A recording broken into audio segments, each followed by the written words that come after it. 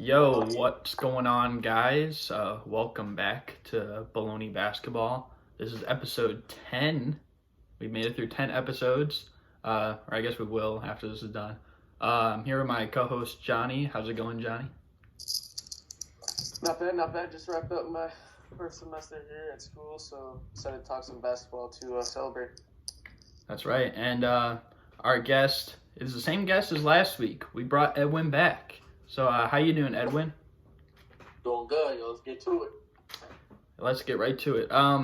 So first of all, let's talk about Luka Doncic, obviously playing like an MVP this year. Unfortunately, a sprained ankle issue against the Heat. He's expected to miss maybe like 1 to 2 weeks or so. How do you think that hurts, well, one, his MVP chances, and do you think that the Mavericks will start, because I know they played well so far, do you think they'll start to show that they need Luka like more than what they've showed so far? Yeah, I'll say this. I think he had, early on in the season, he had, a MVP candidate. 2 weeks out, if he's going to be out for 2 weeks, that case is over. As we're recording this, the Bucks just beat the Lakers, and Giannis had another ridiculous game. So, to me, he's the front runner. You got Harden right there. You got LeBron, AD, Siakam's here. So, there's just too many guys for Luka to overcome at this point. I think we can all agree that the Mavs exceeded expectations since the beginning of the season. Their bench has been very good. And this is all while Porzingis has not been good. So, if Porzingis can just continue to get his feet under him and become that New York Knicks Porzingis, I think they'll be able to kind of stay afloat without Luka, but this team is not like a dangerous threat against the West top team or the NBA's top teams without Luka. Yeah, pretty much. He was definitely having an MVP type season. He did get hurt. I think what was it, like 4 games ago, something like that. I'm not sure how many games he played exactly, but how many games he's missed exactly. And I do believe the Mavs, somebody. Who did they just beat without Luka? The Bucks. Yeah. Yeah, okay. He definitely did have an MVP case. However, I personally would have given it to. I think even still, Giannis is probably leading the MVP race. So they're taking a lot of guys that really didn't have high expectations, and they're all just playing very well at the moment. Mm-hmm. So I just think that it's good not only when you have a good bench, but it's good when you have a deep bench. And on some nights, they're going 11, 12 deep, so I think that just shows the depth they have, which is important. Yeah, you need a bench in this league. Their bench has been surprising. I thought they'd have one of the weaker benches. That's why I didn't even have them making the playoffs. But a lot of those guys have actually like stepped up, and it's, like Seth Curry. They got like just a ton of role players that have been playing like way better than expectations. Dorian Finney-Smith, Maxi Kleber, like you said, but I don't know if it's gonna hold up for the 2-week duration, but we'll just have to see, I guess.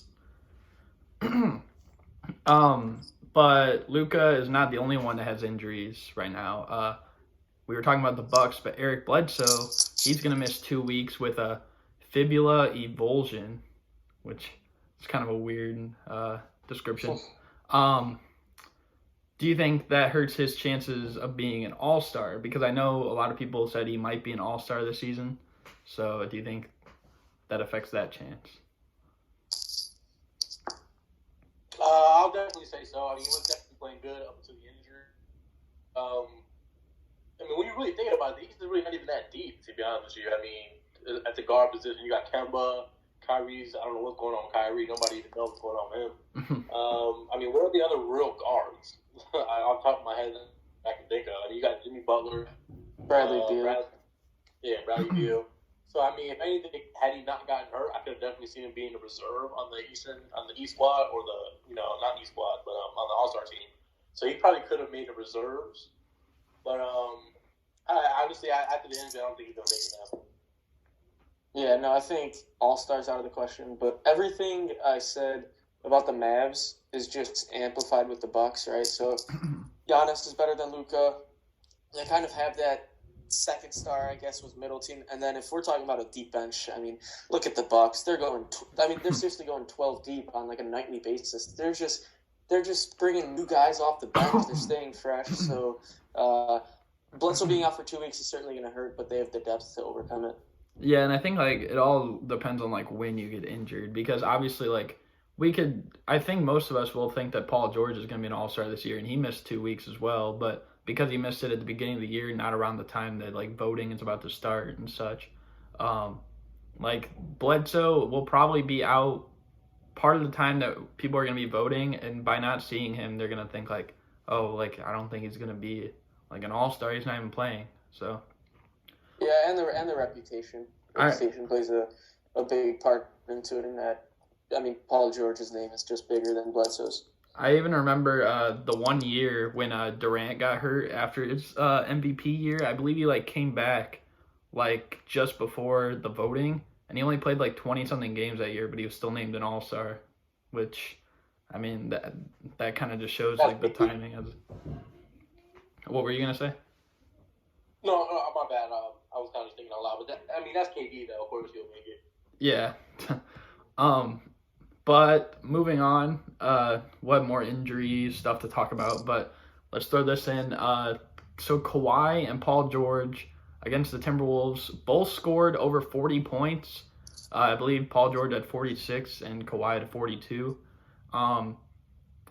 Is this like what we can expect at their best, or do we think that this is even better than they could even play in the playoffs? And like if they're playing like this, who can stop them? Yeah, this is when everybody was talking about unstoppable and Clippers. This is what everybody imagined. And there's been a common theme with these first three teams. If we're going to talk about deep teams, we got to talk about the Clippers as well. Now they have so many scoring threats, so many great perimeter defenders. They're super deep. It's just team all around as well.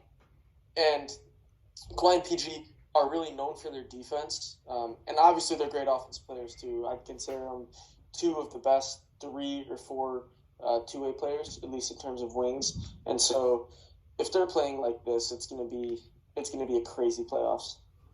Yeah, pretty much. I mean, who did they play? I think it was the Bucks, right? They both had 40.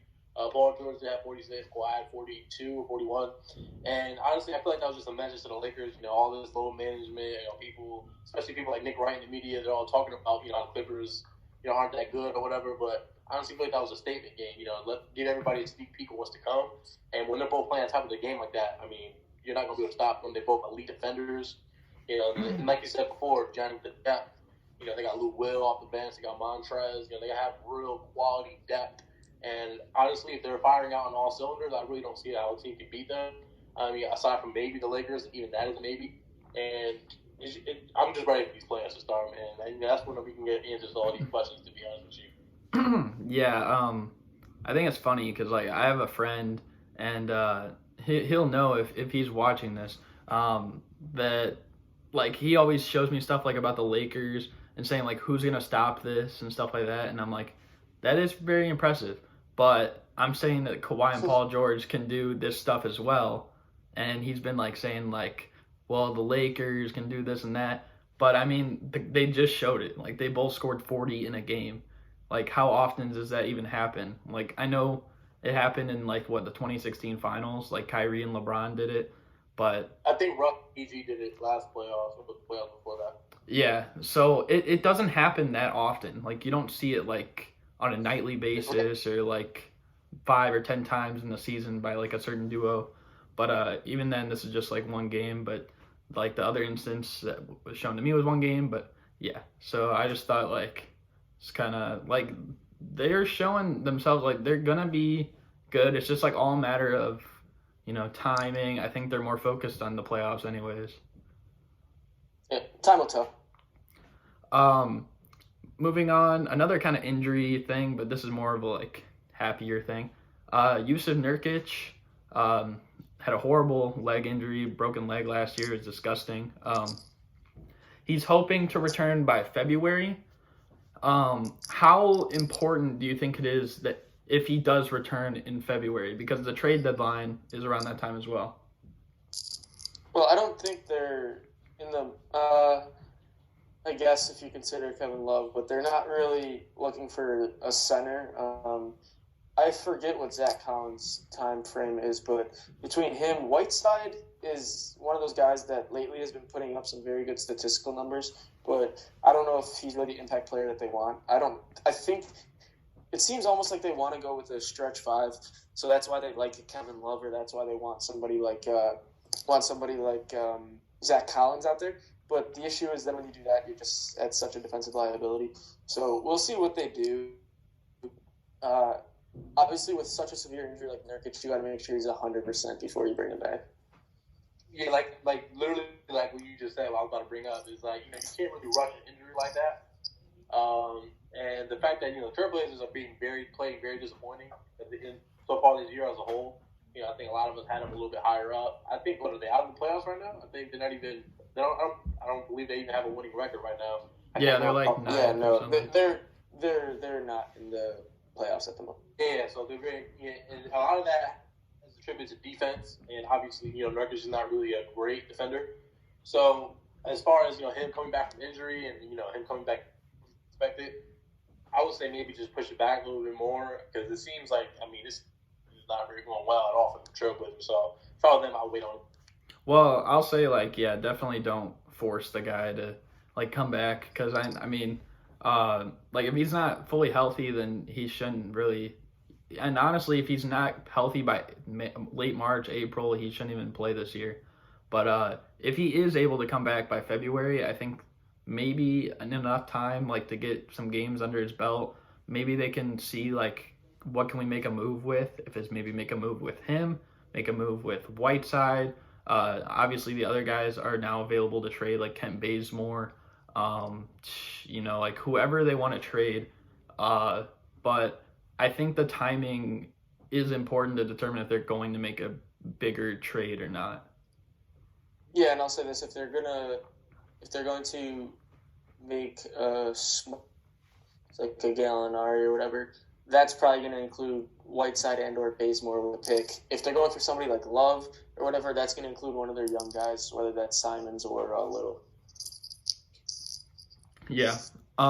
Moving on, this literally just happened today, yesterday for you guys watching, but James Wiseman, who's, heavily protected, or kind of projected to be a first pick in the draft, but he's at least top 3 for sure, has apparently left the University of Memphis, and I guess he's trying to get an agent, prepare for the 2020 draft. What do we think of this move by James Wiseman? All you, Edwin. To be honest with you, and this doesn't really go just for him specifically, but just college players coming out in general. Look, if you feel like you're ready to make it, if you feel like NBA, that's your decision. You feel me? And he obviously feels like he's ready. He's already in the market for an agent, and I'm assuming he's going to be working out, I guess, until draft time.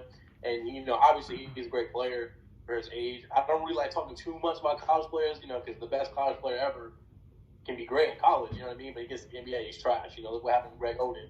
Look what happened with Lonzo, you know what I mean? So, but hopefully, with him it's something different. Obviously, he feels like he's ready. He's already looking for an agent. And, that's pretty much it. What else can you really say about it? What more, not necessarily what more does he have to prove, but you stay there, they're forcing him to pay that $12,000 or whatever to a charity. Then he's got to come back, risk injury, all this. He's already cemented as a top 3 pick. Go work out, stay healthy, secure the money, and you're in a better position. It sucks, but considering what happened and the situation he's in, I don't see anything wrong with it. Yeah, I think the whole suspension issue is kind of completely out of whack right now with the charity issue and stuff like that. But I will say you don't, just because you don't have to go to college. And it's been proven in the past, Brandon Jennings, he didn't go to college. He went overseas to play for a year. Same thing with Emmanuel Mudiay, and they were both top 10 picks. So, if he keeps working out, assuming he doesn't go AWOL and keep these all on the down low or whatever, assuming there's workout videos that get shown of James Wiseman, I'm sure he's gonna be playing some kind of basketball, some kind of actual 5-on-5 action somewhere. That'll probably get out, but Yeah, I don't think it was a I'll good tell you. situation, like with being in Memphis. Go ahead, though. I'll tell you this. This is an informed decision. Him and his agent know what they're doing. This isn't like oh, okay, let's do this. Like, we're not positive about it. Like, they know what the repercussions are. They know exactly what they're getting themselves into. So I'm sure that they've done their research and that this is the best decision they can come up with. Yeah. Moving on though, we had something that was said on First Take. Max Kellerman, he's been really high on Kawhi recently, but he said that the Raptors would be champions this year if Kawhi stayed. So, do we agree or disagree with Max Kellerman on this? Disagree, like completely. Honestly, that's nonsense. I've always felt that Matt Kellerman had a slight bias towards Kawhi Leonard for a while now, and I don't even see how that's possible. You know what I mean? With the Lakers the way they're constructed, Milwaukee's obviously improving, Giannis is obviously improving. I don't see how that team constructed that way would have made the finals to beat the Lakers, or even maybe not even the Rockets. I don't see how that happens. As much as Nick Wright loves LeBron, Kellerman loves Kawhi. I'm not sure it's as nonsensical as you think it is. Take Kawhi off the Clippers, and you kind of eliminate the Clippers as a threat. So it's Lakers and it's Bucks. Kawhi on the Raptors. Obviously, Siakam wouldn't be where he is at the moment, but Siakam's a very good player. Lowry still does what Lowry does. Van Vliet's coming into his own. Gasol can still shut down an opponent's big. Like, that team would be very good with a coach like Nick Nurse. So I don't think it's as crazy as people think. Well, the thing I'm not saying it would happen, but I'm just saying it's not crazy. The thing is though, like Siakam, he has improved every single year. So I mean, is he going to average like 26 and like 8 or whatever he's averaging like right now? No, but he could average like maybe 20 a game playing alongside Kawhi this year, and Kawhi would get his 25, 7, 4. But I honestly, we got to think the Raptors last year were better than the Bucks. Like, that's why they beat the Bucks.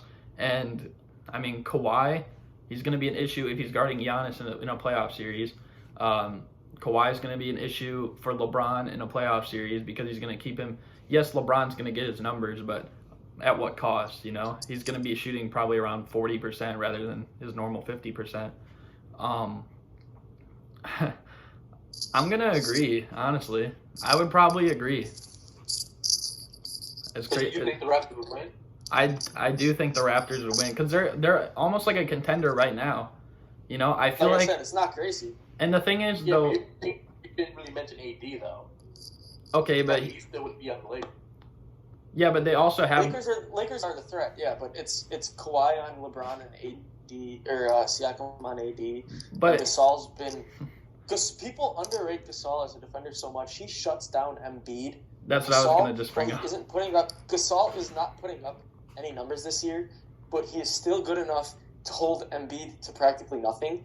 And at this point, that's all he's needed for on the Raptors team. They have Marc Gasol, Serge Ibaka, Pascal Siakam, and Chris Boucher. Do not sleep on Chris Boucher because he's a really good shot blocker and a really good rim protector. But and let's not forget OG Anunoby, who used to guard LeBron when they still had DeRozan. Yeah, and he's getting better too. And so they have the defenders to do it, and they have a scheme. And the other guys, like the random guys, like the Matt Thomas and stuff like that, Rondé Hollis-Jefferson, they played well too. Terrence Davis. I don't know. I think because it's not crazy is all I'm trying to say. That's all I'm getting at. And the other thing is, I think a guy like Kyle Lowry, I feel like his confidence this year is like at an all-time high because he's gotten over the hump. Last year, like that was his thing. Like he could never like get to the finals, whatever. I mean, most of that was because of LeBron, but like he did it, and now I feel like he's thinking that he's accomplished it. Like almost everyone on that Raptors team, like had been working so long for a championship, and they finally got one last year. So I feel like they're a way more confident crew now. I mean, we didn't really mention Serge Ibaka either. I mean, now that I think about it, I might concede my point a little bit. I don't think it's complete nonsense, but I think they definitely will make a deep playoff run still, at least conference finals for sure. I think they're still better. If they had a Kawhi, they'd definitely be a better team than the Sixers, I think. And, I mean, but the way Giannis has improved this year, though, I mean, he's got a way better jumper now. I think last year he only made 52 threes. This year he's already at 46, 47, and we're not even halfway through. So, I mean, I think he would be more of a threat to the Raptors than, say, he was last year. But, I mean, yeah, when you throw all of those names out, Marc Gasol's obviously a great big man defender. Yeah, you guys might be right. But I wouldn't say that they would win the title. Maybe get to the finals for sure. Yeah, but I guess we'll never know. So now we have a little game that we have on here. It's called Lodge or Leave. Yeah, really creative name. But so we have we have 20 players that are, probably on the fence. Some people think they could get traded this year. And we're gonna say lodge if we think that they won't get traded this season, and we're gonna say leave if we think they will get traded this season. So of the 20 people, the first one we have is Julius Randle. Do we think he's gonna lodge or leave? Let me make one disclaimer. We're not necessarily saying where they're gonna go. We're just saying if they're gonna. We're just thinking ahead whether or not they're gonna be moved by the deadline this year. Yeah. So our first name is Julius Randle. Is he lodging or leaving? I'll go with lodge. I'm going to go with leave. I'm also going to go with leave, actually. Next up, we have Drew Holiday. Will he lodge or leave? Leave. Yeah, he's going to leave, especially after the Pelicans making him available. Yeah, I think he's also going to leave. He's been there for a long time, but yeah. Next up is Jeff Teague. What do we think? Lodge. Leave. I think lodge. I don't think that they could trade him because I know they want to upgrade at point guard. I don't know if they could really do that by trading Jeff Teague. I think they use him as filler to make a bit of a bigger trade. I think the Timberwolves are going to be big buyers at the deadline. Yeah, I don't know. I mean, and it's a lot of stuff about matching salaries and whatnot, so it's not necessarily the easiest stuff to get through. But those are just things to consider. Next up, Steven Adams. What do we think? Lodge. Lodge. Yeah, I also have lodge. I don't see him going anywhere. Next up, Andre Drummond. Lodge. Lodge. Yeah, I have lodge. I know he was rumored to the Hornets a little bit, but I don't see him going anywhere. I mean, I've seen it too, but I hate that idea. Yeah, me too. It doesn't make sense. Next up, JJ Redick. Now, if he leaves, he could keep his playoff streak alive, but is he lodging or leaving? Yeah. What do we think? I'll say lodge. Yeah, he's lodging. I think he is going to leave. I feel like, I don't know. I just feel like JJ Redick's a guy you don't want to get angry. And I mean, I know people said that kind of about his Duke days too, but next up, we have Robert Covington. Lodge or leave? Leave. Yeah, I think he's on his way out. Yeah, I also have leave. He just seems like a perfect trade piece. I feel like there's too many people that are interested in him, like the Rockets too. They're going to get a big return for him if they move him. Next up, Tristan Thompson. What are our thoughts? Leave. Lodge. I got lodge. That one's kind of hard. I think I mean, we'll get to it later, but I think they only move one of him in love. Yeah. Danilo Gallinari. Lodge or leave? Lodge. He's leaving. I think he's leaving. I really like Gallinari. And if people watching this don't know, Gallinari is probably one of my top 10, 15 favorite players ever, which is crazy. But just for the sake of that, I really hope he does leave. But I think he will. Next up, Jay Crowder. Lodge or leave? I think he's lodging. I think they're gonna move him, so leave. I also have leave on that one. Next up, Kevin Love. Lodge or leave? Leave. That's the easiest one. He's leaving. Yeah, this is leave. No brainer. Next up, DeMar DeRozan. What do we think? Leave. Yeah, he's leaving. I picked lodge. I don't know how many people are going to be able to facilitate a trade for him. I mean, this is one where I kind of think I know where he's going. I think he's going to go to the Magic. Yeah, But I don't. But I guess whatever. I feel like the thing that's just my thought. The thing is though, recently it's been like if you hear a rumor about a player going to a certain place, with the exception of probably like AD to the Lakers, like odds are they're probably not going to go there. You know. Yeah, well, I mean, the field is always better odds, and we got 29 and 30, but I know what you mean. Next up, Malik Beasley for the Nuggets. Is he lodging and leaving? Lodge. Yeah, I'm going to go Lodge. Yeah, I'm also going Lodge. He hasn't had as great of a year, but part of that's like how much playing time he's getting. Another Nugget, Torrey Craig. What do we think? Lodge. I'm going to leave. I also went with leave. I feel like because he's more of a veteran, he could be moved to like a contender maybe that will actually play him. D'Angelo Russell, lodge or leave? This is going to be controversial. What you think? I think they're going to move him. I think leave. I I'm think going to leave. I think he's gonna stay. Honestly, at least for He doesn't have many students, but I think he goes to Minnesota, and that's why I kind of had Jeff Teague on the way out, Covington on the way out. I think that's going to be. I think he wants to go to Minnesota. I don't know if they'll move him this year. I think they might move him in the off season though. Fair enough. LaMarcus Aldridge, lodge or leave? I'm going to go Lodge. Leave. I'm going with lodge. Johnny, you have the Spurs completely breaking up. I mean, they should have. It's a long time in the making. They should have already had both these guys move this year. That's facts. Yeah.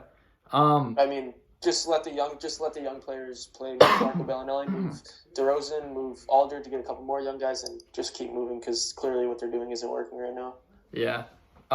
Next one. This is a weird one. Marvin Williams, lodge or leave? I'll go with leave. I just don't think he has any spot there. Yeah, I'm going to leave. I was thinking about it. I'm gonna go with leave. I feel like it's amazing. Can we just admire the fact that Marvin Williams has been in the league for 15 years, and he's still like really good. Like he's not like a superstar, but I mean he's a really good role player, and that's pretty impressive. Yeah, it's crazy. But I think he leaves. Next up, Blake Griffin, lodge or leave? Leave. Lodge. I think lodge as well. I know he has kind of a crazy contract, so I don't know if many people are going to be trading for him this year. Next up, Chris Paul, his former teammate, lodge or leave? I'm gonna say Lodge, but I don't think they want to keep him. I just don't think you can really get a trade for him. Yeah, that's kind of where I'm at. I also have him lodging. And the last one. They definitely would. Oh wait, no. Definitely would if they could. Yeah, but the final one. This one's been ongoing, like for really long now. Andre Iguodala, lodge or leave? Leave. Yeah. You guys both have leave? Yeah. Yeah, I think he's leaving. I mean, one way or another. I know this is mainly like a trade thing, but if he's not traded, he'll get bought out and go somewhere. Yeah, he has no sense in even wanting to stay. Yeah, but now we're moving on to our daily picks. Last week we actually had a 3-way tie. All three of us got 4 out of 7. So Hey. kind of consistency. But anyways, moving on to this next week's games. Friday we have the Suns playing the Thunder. Who's winning that? Suns. Thunder. I'm gonna go with the Suns. Saturday we got the Hawks and the Nets. Who's taking that one? Hawks. Nets. Yeah, I'm gonna go with the Nets on that.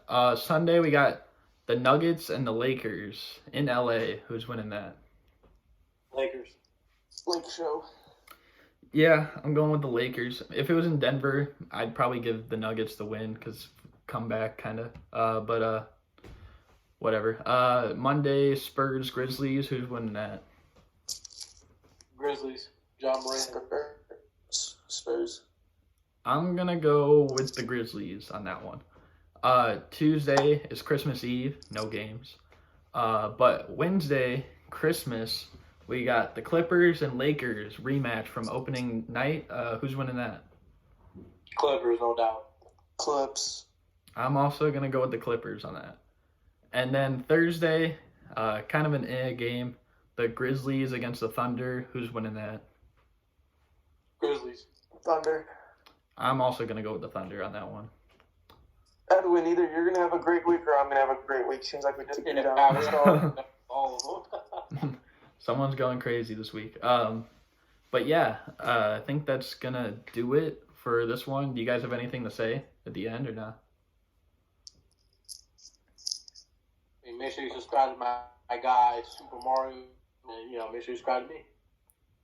Merry, happy holidays to everybody. Have a safe and happy break, and we'll be back. Yes, happy holidays indeed.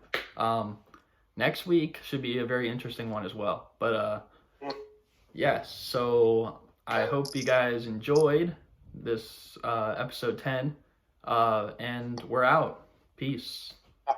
Have a good